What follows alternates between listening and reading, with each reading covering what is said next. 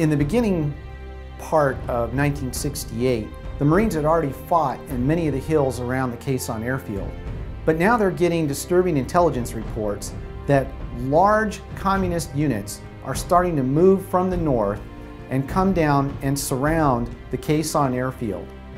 They have managed to close off the major highway that resupplies the airfield. And by 1968, the only time you're going to get into the Khe Sanh airfield is to be flown in. There were 3 to 4 major hills up to the northwest of the airfield that were key to holding. If they kept control of those 4 hills in the northwest, they could keep the communists from bringing their artillery up onto these hills and firing almost at will onto those airfields.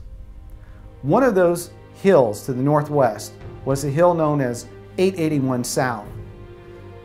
The primary unit there holding 881 South was India Company 3rd Battalion 27th Marines, led by a well-loved captain by the name of Dabney. He and his Marines would hold this hill for a period of over 70 days. It was a very, very dangerous place to be. During 1 month on their position, the artillery and mortar rounds were so great that they averaged 1,300 to 1,400 rounds a day. Their position was only the size of about 2 soccer ball fields. So you learned some lessons very quickly on Hill 881 South. You dug. And these Marines learned that you did not go out during the day. You did your business during hours of darkness or in the early morning hours when there might be surrounding fog. Why? Because they knew they were being watched the entire time by the communists, and they would be shelled, sniped at, just about anything. But they managed to keep their morale up. And I think one of the ways they did it is perhaps one of the most inspiring stories.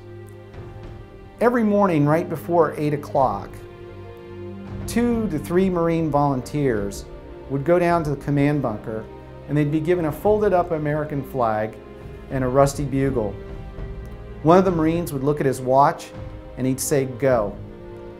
And these Marines, always volunteers, would run up to the top of their bunker and raise morning colors while playing a very rusty and awful edition of Morning Colors on the bugle. And the communists absolutely hated this.